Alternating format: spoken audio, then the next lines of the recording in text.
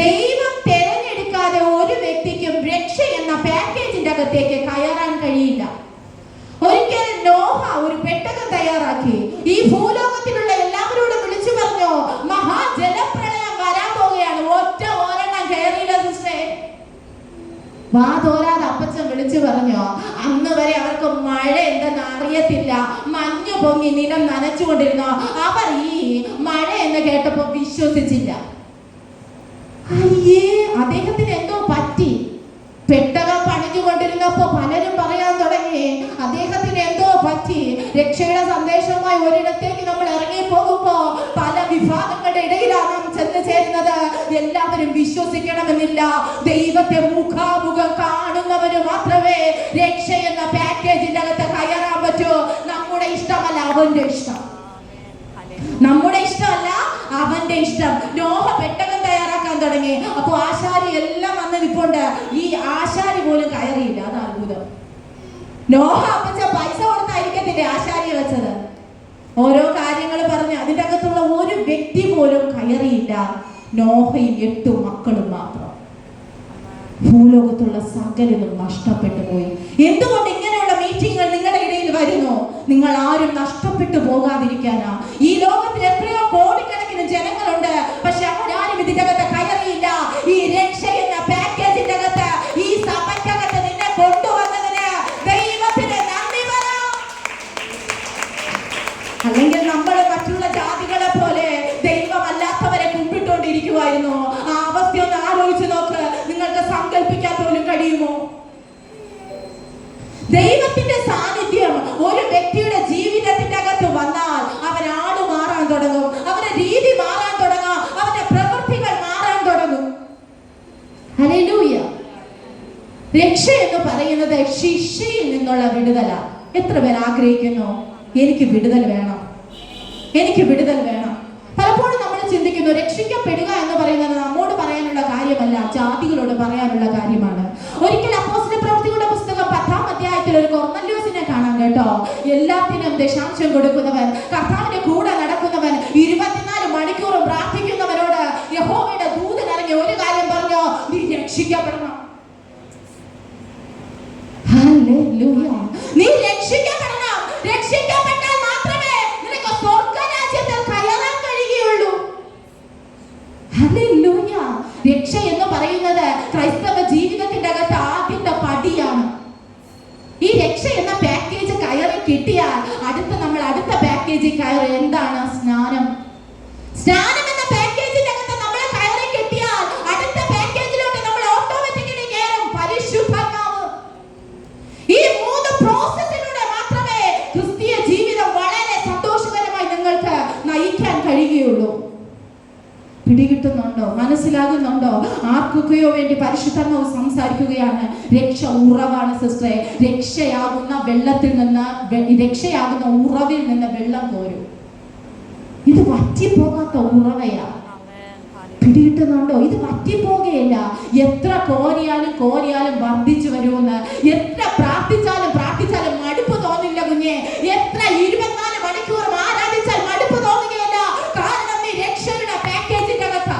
നീ രക്ഷയുടെ പാക്കേജിന്റെ അകത്താ. നീ ആയിരിക്കുന്ന രക്ഷയുടെ പെട്ടകത്തിന്റെ അകത്താ.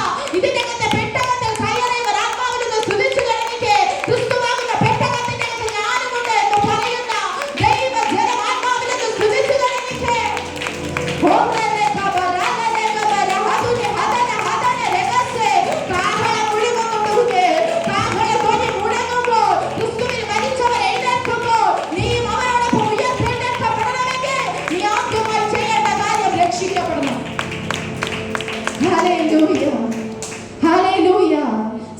സങ്കീർത്തനങ്ങളുടെ പുസ്തകം 27-ാം അധ്യായം 1-ാം വാക്യം പറയുന്നു, യഹോവ എന്റെ വെളിച്ചവും എന്റെ രക്ഷയുമാകുന്നു. യഹോവയാണ് രക്ഷ. യഹോവയെ കൊണ്ട് നിന്റെ വീട്ടിൽ പോയാൽ നിന്റെ കുടുംബം രക്ഷപ്പെടും മക്കളെ. പരിശുദ്ധന്മാരോട് ദൂത് പറയുന്നല്ലോ മോളെ.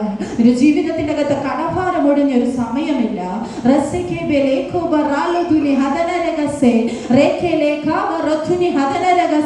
പരിശുദ്ധന്മാരോട് പറയുന്നു, രാത്രിയാമങ്ങളിൽ കരഞ്ഞുകൊണ്ടാ നീ ഉറങ്ങുന്നേ. രാത്രിയാമങ്ങൾ നീ കരഞ്ഞുകൊണ്ടാ ഉറങ്ങുന്നത്. മുമ്പോട്ട് പോകാൻ പോലും നിനക്ക് കഴിയാതെ ഇനി എന്താണ് എന്റെ ഭാവി എന്ന് പോലും അറിയാതെ അലറി കരയുന്ന ഒരു അനുഭവം കർത്താവിനെ കാണിക്കുന്നു. പരിശുദ്ധമായവരോട് പറയുന്നു, നിന്റെ കുടുംബത്തിൽ എല്ലാവരും രക്ഷ പ്രാപിക്കും. ഹല്ലേലൂയ. ഞാൻ ആദ്യമായി നിങ്ങളെ കാണുന്നു. പരിശുദ്ധമായ സിസ്റ്റർ വിളിച്ചു പറയാൻ പറയുന്നു, മാനസാന്തരപ്പെടുന്ന ചില ദുശീലങ്ങളുടെ അകത്ത് നിന്ന് പരിശുദ്ധാത്മാവ് ചില വ്യക്തികളെ പോക്കിയെടുക്കുന്ന കർത്താവിനെ കാണിക്കുന്നു. നീ വെറുതെ ഇതിനകത്ത് വന്നത്, പരിശുദ്ധാത്മാവ് നിന്നെ പുറത്തു കൊണ്ടുവരാ. പരിശുദ്ധാത്മാവ് നിന്റെ മേൽ ആദിയായി ആവസിക്കും. കടക്കാരന്റെ മക്കളെ പിടിച്ചോണ്ട് പോകുമ്പോ എന്നോർത്ത് കടഞ്ഞവന് ശരിയല്ലേ? മുങ്ങിയിരിക്കുക കടത്തിൽ. കർത്താവിനെ അങ്ങനെ കാണിക്കുന്നു. ഒരു ദൂതൻ ഇറങ്ങി ആ കടത്തിൽ നിന്ന് നിന്നെ പൊക്കി എടുക്കാൻ പോവുക. വിശ്വസിക്കാമോ സിസ്റ്റർ? വിശ്വസിക്കാമോ? നീ അബ്രഹാമിന്റെ മകളാ. ഇന്ന് നിന്റെ വീട്ടിന് രക്ഷ വന്നത്. നീ അബ്രഹാമിന്റെ മകളാ. അബ്രഹാമിന്റെ മക്കളെല്ലാം കരകയറിച്ചത് രക്ഷ കാണിച്ച്. രക്ഷപ്പെടാതിരിക്കാൻ ശത്രു എത്ര വലിയ പദ്ധതി തയ്യാറാക്കിയാലോ, എത്ര വലിയ ബ്ലോക്ക് തയ്യാറാക്കിയാലോ, നിന്നെ വളർത്തത്തില്ലെന്ന് വെല്ലുവിളിച്ചാലോ, പൈശാചിക വേദനകൾ ഒരു പരിധി വിട്ട് നിന്നെ വിട്ടില്ലേലോ, പരിശുദ്ധത ആരെടുത്ത് വിളിച്ചു പറയുന്നു, പരിധികളെ പൊട്ടിച്ചുകൊണ്ട് ശരീരം പുറത്തു വരോ, അതിനെ നീ പുറത്തു വരോ, വിശ്വാസത്തെ നീ പുറത്തു വരോ, പരിധികളെ പൊട്ടിച്ചുകൊണ്ട് പരിധികൾ പൊട്ടുകയാണ്. രക്ഷയിനകത്ത് കയറിയ തീരി പരിധിക്കകത്ത് കിടക്കട്ടെന്ന്.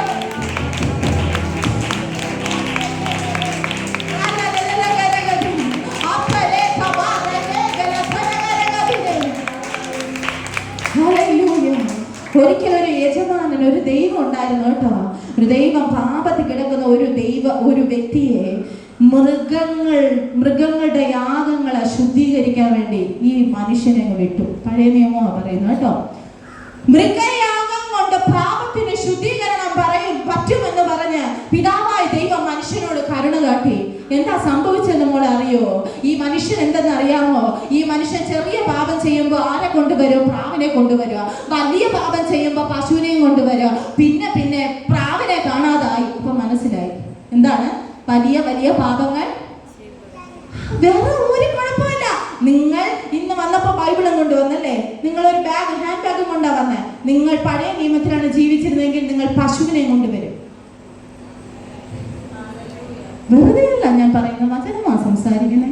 അല്ലെങ്കിൽ ആരെ പ്രാവിനെ കൊണ്ടുവരും. അപ്പൊ ഇരിക്കുന്നവർക്ക് അറിയാം വലിയ പാപമാണോ ചെറിയ പാപം. ഒരു കുഴപ്പമില്ല. പാപത്തിന്റെ പരിഹാരം മൃഗം. അപ്പൊ മനുഷ്യന് അഹങ്കാരം തുടങ്ങി. മനുഷ്യൻ ആരെയും വകവയ്ക്കാതെ, ദൈവത്തെ പോലും അനുസരിക്കാതെ പിതാവ് ദൈവത്തിന് കോപം വന്നു. ഹല്ലേലൂയ. ഇനി എങ്ങനെ ഈ മാനവരക്ഷയെ ഞാൻ രക്ഷിക്കണം? എങ്ങനെ മൃഗയാഗം കൊണ്ട് ഇവരെ ഇനി രക്ഷിക്കാൻ കഴിയുകയില്ല. ഇനി എന്റെ പുത്രനെ ഞാൻ കൊടുക്കാൻ പോവാ. പുത്രന്റെ യാഗത്താലാണ് കുഞ്ഞെ നീ രക്ഷിക്കപ്പെട്ടത്. നിന്റെ പ്രവൃത്തി കൊണ്ടല്ല, നിന്റെ രഹസ്യ, നിന്റെ അനുഭവങ്ങൾ കൊണ്ടല്ല, നീ ഒന്നും കൊടുത്തിട്ടല്ല. ക്രിസ്തുവിൽ നീ വിശ്വസിക്കുമ്പോൾ ആ നീതീകരണം നിന്റെ മേൽ പുറക്കുകയാണ്. ആ വിശുദ്ധീകരണം നിന്റെ മേൽ പുറക്കുകയാണ്. നീ ചിന്തിക്കുന്നത് പോലെയല്ല നിന്റെ ഭാവി. സ്വർഗ്ഗം പറയുന്നത് നീ നീതിമാനെന്നാണ്. Hallelujah, hallelujah. യിരെമ്യാ പ്രവാചകന്റെ പുസ്തകം 38-ാം അധ്യായം 20-ാം വാക്യത്തിൽ പറയുന്നു, പ്രാണരക്ഷ ഉണ്ടായെന്ന്. ആർക്കാ പ്രാണരക്ഷ ഉണ്ടായത്? ഏബേദ് മേലേക്ക്. ഹല്ലേലൂയ. യിരെമ്യാവിനെ കുഴിയിൽ കൊണ്ടിട്ടതാ. അപ്പൊ ഏബേദ് മേലേക്ക് എന്നുള്ള ഒരു വ്യക്തി ഈ യിരെമ്യാവിനെ കുഴിയിൽ നിന്ന് വലിച്ചു കയറ്റിയിട്ട് യിരെമ്യാവ് സിദക്കിയ രാജാവിന്റെ അടുക്കൽ ചെന്ന് നിൽക്കുമ്പോ സിദക്കിയ രാജാവ് ഈ യിരെമ്യാവിനോട് പറയുക, നീ പറ. ചിലരങ്ങനെയാ, പ്രവചിക്ക് എന്താ ഇനി വരാൻ പോകുന്നത്. അപ്പൊ യിരെമ്യാ പ്രവാചകൻ പറഞ്ഞു, ഞാൻ പ്രവചിച്ചാൽ നീ എന്നെ കൊല്ലും. ചിലയിടങ്ങളിൽ പ്രവചിക്കാൻ പറ്റുകയില്ല. ചിലയിടങ്ങളിൽ വരാൻ പോകുന്ന കാര്യങ്ങൾ പറഞ്ഞു കൊടുത്താലും ജനത്തിന്റെ അകത്ത് കയറുകയില്ല. പരിശുദ്ധാത്മാവ് വ്യക്തമായി ദൂരം പറയുന്നു. ആ സിദക്കിയ രാജാവിനോട് യിരെമ്യാ പ്രവാചകൻ ചോദിക്കുന്ന ഒരു ചോദ്യമുണ്ട്.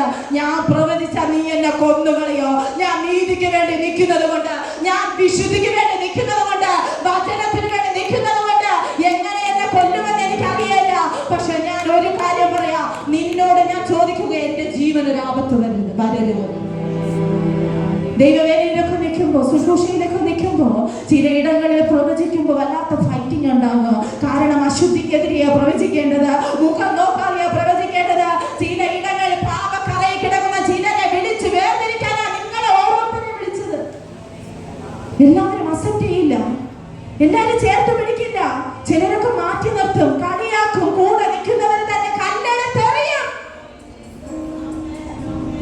ആ കല്ലെടുത്തെറിയുമ്പോ ഹോളി സ്പിരിറ്റ് പറയും, ഐ സ്റ്റിൽ ലവ് യു.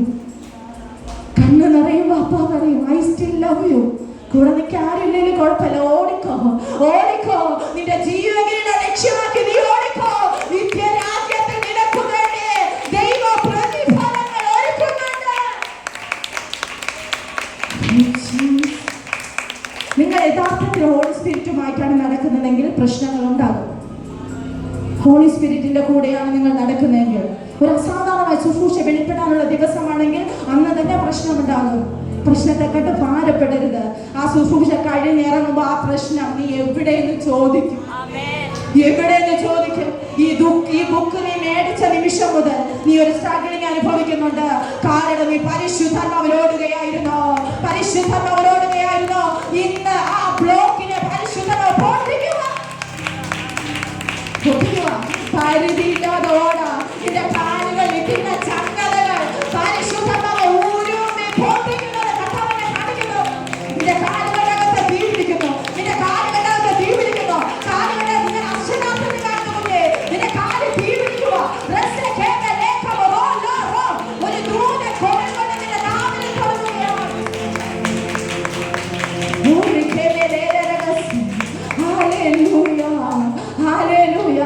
കല്ലേറ് കൊണ്ടാല്, പ്രയാസം വന്നാല്, ഞെരുക്കം വന്നാല്, പരിഹാസം വന്നാല് അപ്പയെ വിട്ടു പോകട്ടെ. ഇങ്ങനെ ശക്തമായി ശുശ്രൂഷിക്കുന്ന ഒരു അഭിഷേക് ഇന്നലെ രാത്രി ഏകദേശം 9:30 മണിയായി കാണും. എന്നെ വിളിച്ചിട്ട് പറഞ്ഞ സിസ്റ്റർ, ഞാൻ എല്ലാം മതിയാക്കുക. വിശ്വാസി മതിയാക്കുമെന്ന് പറഞ്ഞാൽ എനിക്ക് കുഴപ്പമില്ല, വിശ്വാസിക്കൊന്നും അറിയത്തില്ല. ഈ വചനങ്ങളെല്ലാം അറിയാവുന്ന അഭിഷേക് എന്നെ വിളിച്ചിട്ട് പറയുക, സിസ്റ്റർ ഞാൻ എല്ലാം മതിയാക്കുക, സിസ്റ്റർ എനിക്ക് വേണ്ടി പ്രാർത്ഥിക്കണം. എന്തു പറയും? എനിക്ക് നല്ല സങ്കടം വന്നു. ഒരു 5 മിനിറ്റ് ഞാൻ ഒന്നും മിണ്ടിയില്ല. സിസ്റ്റർ പറയൂ, സംസാരിക്കൂ. ഞാൻ 5 മിനിറ്റ് ഒന്നും മിണ്ടിയില്ല. എന്റെ കണ്ണൊക്കെ നിറഞ്ഞു. കാരണം സ്വർഗം കരയുകയാണ്. നിന്റെ വേദന ഇട്ടിട്ട് പോകുമ്പോ നിനക്കൊരു ലാഭത്തിന് വേണ്ടിയിട്ടല്ല, അപ്പാക്ക് വേണ്ടി. കല്ലേർ എന്തിനാ കൊള്ളുന്നേ അല്ലേ? ഒന്നും ചെയ്യാതിരുന്ന കല്ലേർ കൊള്ളത്തില്ല. ഫലമുള്ള മാവാണോ? കല്ലെറിയും, ഒറ്റപ്പെടുത്തും, പരിഹസിക്കും, മാറി നിന്ന് പുച്ഛിക്കും.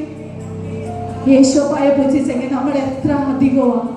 പച്ച മരത്തോട് ഇങ്ങനെ ചെയ്തെങ്കിൽ ഉണങ്ങിയ മരമായ നമ്മൾ എത്ര അധികമാണ്. പിടികിട്ടുന്നുണ്ട്. ആ സാന്നിധ്യം ശക്തമായി ഇതിന്റെ അകത്ത് റിലീസ് ആവുന്ന ഞാൻ അനുഭവിക്കുകയാണ്. എന്റെ അരുമനാഥൻ ഏറ്റെടുത്ത ഒരു അംശം പോലും നമ്മൾ ആരും ഏറ്റെടുത്തിട്ടില്ല. എന്താ സംഭവിച്ചെന്നറിയാം? തന്റെ ശരീരം മുഴുവൻ ഊടകച്ചോറ് പോലെ കീറപ്പെട്ടു. തന്റെ തലയിൽ മുൾക്കിരീടം വെച്ചു. തന്റെ കൂടെ ഉണ്ടായിരുന്ന ശിഷ്യന്മാരെല്ലാം ചിതറി ഓടി. എല്ലാവരും ഓടി. കൂടെ നിന്നവർ, അത്താഴം കഴിച്ചവർ, അത്ഭുതം കണ്ടവർ, അപ്പം നുറുക്കി കൊടുത്തവർ, അപ്പ ഒറ്റയ്ക്കായി. അപ്പൊ യേശു കർത്താവ് പിതാവിനോട് പറഞ്ഞൊരു കാര്യമുണ്ട്, കഴിയുമെങ്കിൽ ഈ പാനപാത്രം എന്നിൽ നിന്നൊന്ന് നീക്കണേ അപ്പ. എങ്കിലും എന്റെ ഇഷ്ടമല്ല. ഇതൊക്കെ സംഭവിക്കുമ്പോ രക്ഷപ്പെടുവാൻ ദൈവം നിന്നെ പ്രിപ്പയർ ചെയ്യുമായിരുന്നു. ആ ക്രൂശിലെ മരണത്തിൽ കർത്താവ് നിങ്ങളെ ഓരോരുത്തരെയും കാണുകയായിരുന്നു. ഞാൻ വിശ്വസിക്കുന്നു, ഒരാടി അടിച്ചപ്പോ കവിത സിസ്റ്റർ അതിൻ്റെ അകത്ത് കണ്ടെന്ന് എന്റെ മോള് രക്ഷപ്പെടാൻ.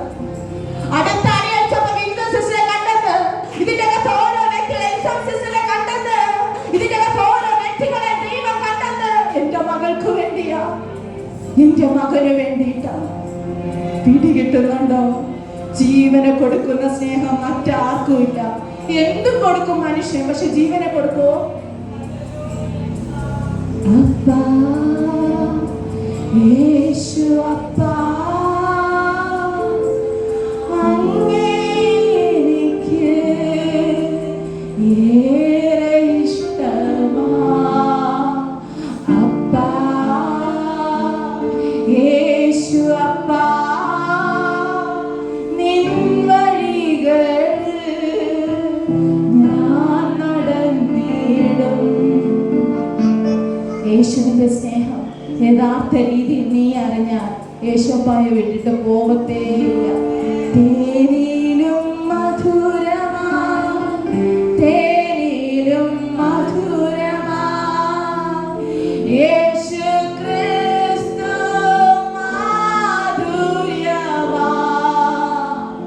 രുചിച്ചു നോക്കി ഞാൻ കർത്തൻ കൃപകളെ, യേശു ക്രിസ്തു മാധുര്യമാ. രുചിച്ചു നോക്കിയവരുണ്ടോ? രുചിച്ചു നോക്കി ഞാൻ കർത്തൻ കൃപകളെ, യേശു ക്രിസ്തു മാധുര്യമാ. കൂട്ടുകാർ ഇട്ടിട്ട് പോകും, ബെസ്റ്റ് ഫ്രണ്ട് ചങ്ക ഇട്ടിട്ട് പോകും കേട്ടോ. അവളെ ചങ്കൊക്കെ ഇട്ടിട്ട് പോകും. ചങ്കായിട്ട് കർത്താവിനെ കൂട്ടുപിടിക്കുക. അവസാനം വരെ മരണം വരെ കാണുമെന്ന് എല്ലാ കരങ്ങളടിച്ച് ആരൊക്കെ നിന്നെ ഇട്ടിട്ട് പോയാലോ, എത്ര ചങ്കെന്ന് പറഞ്ഞ, എത്ര ബെസ്റ്റി എന്ന് പറഞ്ഞ് മരിക്കുന്ന പറഞ്ഞ സിസ്റ്റർ എന്ന് പറഞ്ഞ പലരും ഇട്ടിട്ട് പോകുമോ? ആരും ഇട്ടിട്ട് പോകയില്ല. അവൻ നിന്റെ മരണം കഴിഞ്ഞും നിന്റെ കൂടെ കാണും. Hallelujah, hallelujah. ഒരു വ്യക്തിയുടെ മേൽ വാഗ്ദത്തം വെളിപ്പെടുന്ന സമയത്ത് ആ വാഗ്ദത്തം നിറവേറ്റാനുള്ള എല്ലാ പ്രൊവിഷൻസും ആ വ്യക്തിയിൽ കർത്താവ് കൊടുത്തിട്ടുണ്ട്. ഒരു ദർശനം ഒരു വ്യക്തിയിൽ തന്നിട്ടുണ്ടെങ്കിൽ, ഒരു പൊസിഷൻ ദൈവം തന്നിട്ടുണ്ടെങ്കിൽ, ആരൊക്കെ മാറിയാലും ആ ദൈവിക ദർശനത്തിന് ഒരു മാറ്റവും ഇല്ല. അതിന്റെ ഉദാഹരണങ്ങളാണ് നിങ്ങൾ എല്ലാവരും. പിടികിട്ടുന്നുണ്ടോ? നിങ്ങൾക്കൊരു ദർശനം തന്നിട്ടുണ്ടെങ്കിൽ, നിനക്കൊരു വിഷൻ തന്നിട്ടുണ്ടെങ്കിൽ, സഹായിക്കുന്നവരൊക്കെ മാറിപ്പോകും കേട്ടോ. ആന്റി ഒന്ന് കൈപൊക്കിക്ക്. ആന്റിയോട് തന്നെയാ. പുറകില് കൈപൊക്കിക്ക്. ആന്റിയോട് തന്നെയാ. സഹായിക്കാൻ ഏറ്റവരൊക്കെ കണ്ടിട്ട് കാണാതെ പോകും. ആരും സഹായമില്ലെല്ലാവരും പാരിൽ കണ്ടു കാണാതെയും പോകുന്നവർ. എന്നാൽ എനിക്കൊരു സഹായകൻ വാനിൽ ഉണ്ടെന്നറിഞ്ഞതിൽ ഉല്ലാസമേ.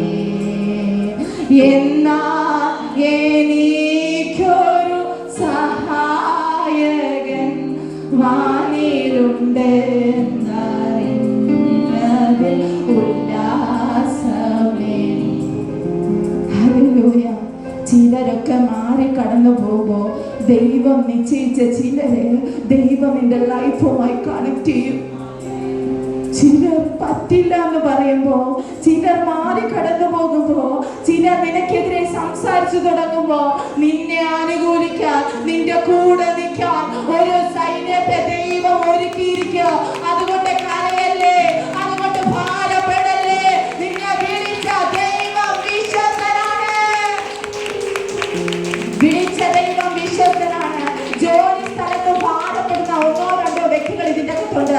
അവരോട് പരിശുദ്ധ ദൂത് പറയുന്നു, ജോലി സ്ഥലത്ത് ചിലർ നിനക്കെതിരായി നിൽക്കുമ്പോ, അപവാദം പറയുമ്പോ നീ തിരിച്ചു പറയാനല്ല, മിണ്ടാതിരിക്കണം. മിണ്ടാതിരുന്നാൽ നിന്റെ മേൽ രക്ഷ വെളിപ്പെടും. ഒന്ന് കടമടിച്ച് മിണ്ടാതിരിക്കണം. നിന്റെ ഡ്യൂട്ടിയെ കുറിച്ച് കുറ്റം പറയുമ്പോ, നിനക്കെതിരെ സംസാരിക്കുമ്പോ, നിനക്കെതിരെ അപവാദങ്ങൾ പറയുമ്പോ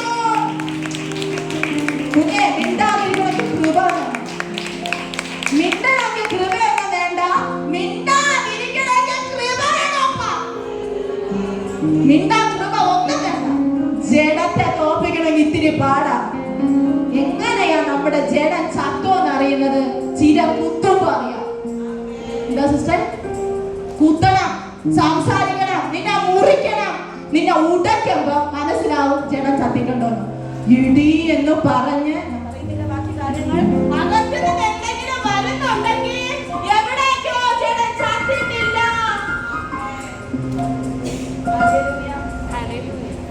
ഹല്ലേലൂയ, ഹല്ലേലൂയ. ജഡം ചാവണമെങ്കിൽ ആരെങ്കിലും ആഗ്രഹിക്കുന്നുണ്ടോ? ഞാൻ അതിനുവേണ്ടി ഭയങ്കരമായിട്ട് പ്രാർത്ഥിച്ചൊരുങ്ങി അങ്ങനെ ഒരു ലൈഫ് ഒരു നാളില് അനുഭവിച്ചു. കാരണം നമ്മളെ ദേഷ്യപ്പെടുത്തുന്ന കാര്യങ്ങൾ കാണും. ഇപ്പൊ നമ്മൾ പ്രതികരിക്കും. അകത്തിരിക്കുന്നവൻ പറയും, രണ്ട് പറ, ഓ നിന്റെ ഭാഗ്യം തെറ്റില്ല, നീ പറയുമ്പോ എന്റെ അഭിഷേകം പോകുന്നത് എനിക്ക് അറിയത്തില്ലായിരുന്നു അല്ലേ സിസ്റ്റർ? ഒന്ന് എങ്ങോട്ട് പറയും പവിത്ര സിസ്റ്റർ ഇങ്ങനെ ഞാൻ ഇങ്ങനെയാണെന്ന് എന്നോട് പറയും. നീ അതിനേക്കാളും കുഴപ്പമാണ്, നീ അതിനേക്കാളും എന്നെ ഇങ്ങനെ പറഞ്ഞ എങ്കിൽ നീ അതിനേക്കാളും കുഴപ്പമാണെന്ന് പറയും. ഇത് പറഞ്ഞപ്പോ ഞാൻ ചിരിച്ചുകൊണ്ട് പറഞ്ഞെങ്കിലും ഞാൻ ഒരു ദൂത് പറയുവാട്ടോ. എല്ലാരും ചിരിക്കുവാ ഉള്ളാലോ. ഒരു കാര്യം പറയാം, എനിക്കറിയത്തില്ലായിരുന്നു എന്റെ അകത്തിരിക്കുന്ന ഹോളി സ്പിരിറ്റ് കുറച്ചു നേരത്തേക്ക് അപ്പുറത്തെന്നിരുന്നു.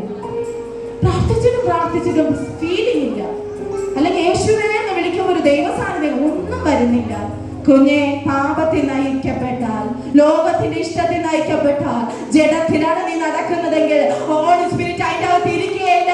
അവൻ എപ്പോ ഇറങ്ങി പോകുന്നത് നിനക്ക് അറിയാൻ കഴിയുകയില്ല.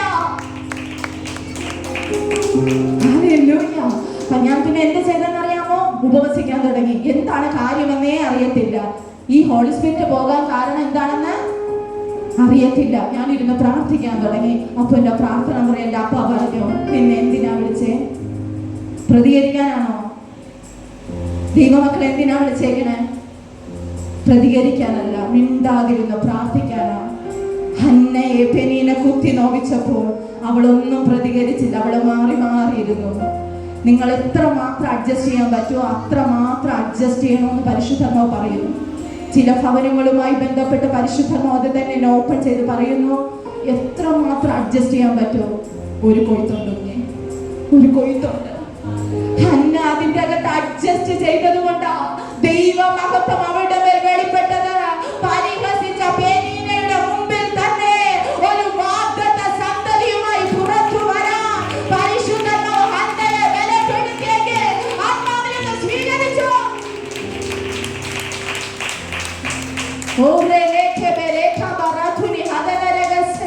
എത്ര പേർ ആഗ്രഹിക്കുന്ന ആ ദൈവ സാന്നിധ്യവുമായി ഒന്ന് കണക്ട് ആകാൻ? എത്ര പേർ ആഗ്രഹിക്കുന്നു പരിശുദ്ധാത്മാവിൽ നയിക്കപ്പെടുവാൻ?